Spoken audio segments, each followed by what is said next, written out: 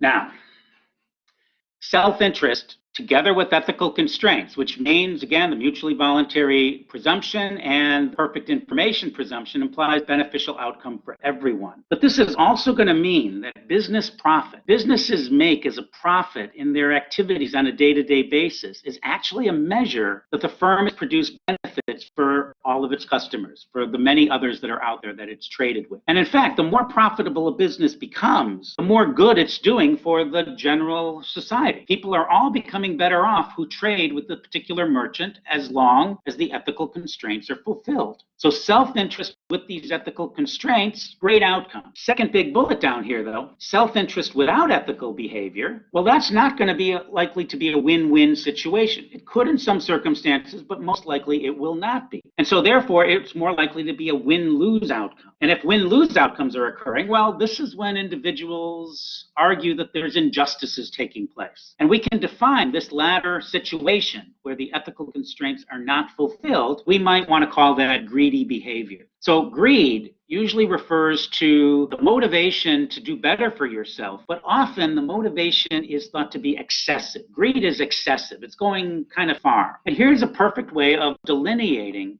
between self-interest that doesn't go too far, fulfill the ethical constraints, or self-interest that does go too far. Be willing to break those constraints or those assumptions in order to get what you want and to try to maximize your utility, so to speak. So if you move into the direction of war versus contract in order to acquire your goods, well, now we can reasonably describe that situation or outcome as greedy behavior on the part of the participants. Now, I'm going to give you a reference here to a TV show. Maybe some of you have seen it. It's called American Greed. There's hundreds of episodes stretching across multiple seasons. I have only watched a few of these, but it seems, looking at the descriptions of them, which you can get by clicking on this link, there's the URL for it. But virtually all of them involve some sort of deception or theft. You know, these American greed stories are businesses who are willing to steal from each other. They're willing to deceive their customers. They're con men. These are the descriptions of greed in these particular episodes. And so I'm giving you now sort of a way of identifying or delineating greed from what might be called acceptable self-interest. Now, I have a question for you. The question is, are the ethical assumptions satisfied in the real world? All right? Now, think about this for a minute. And I'm asked the question this way. First of all, have you ever willingly purchased a product and been satisfied with the outcome? So you gave, $10 over to purchase product A, and then you went home, you consumed product A, and you were happy about it. Does that ever happen to you? All of you should say yes. We buy products all the time, every day, and then we go out and we buy them again. And if we're willing to buy a product again, that must mean that the conditions of good information, let's call it, and mutually voluntary exchange have been fulfilled. So then the next question is this outcome very frequent or is it rare? How often is it true that a transaction you make actually fulfills the conditions and you go away happy with the transaction that you've made? Now think about that for a minute. In the chat room, if you're willing, put down a percentage and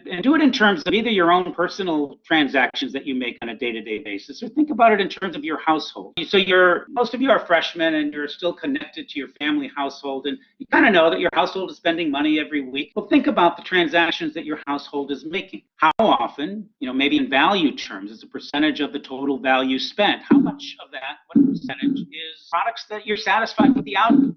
And how often, what percentage are you ripped off? Are you deceived? Do you get something in the mail that you ordered and it turns out to be worthless and you can't get your money back? Certainly that happens sometimes too, but how often does one happen versus the other? So how often are you satisfied with the transaction you've made? Okay, so the question is, what percentage of transactions are the outcomes good for you? I'm going to conclude that the percentage for most of you is high. It's very high. It's above 50% at least, right? And so that's important to recognize. It really does mean that most of the time, a majority of the time, maybe a vast majority of the time, for those of you who say 95%, your transactions are making you happier. And if it's making you happier, it's making the business happier, which means a good proportion of the transactions, the trades that are taking place every day, are probably fulfilling these ethical assumptions in the world.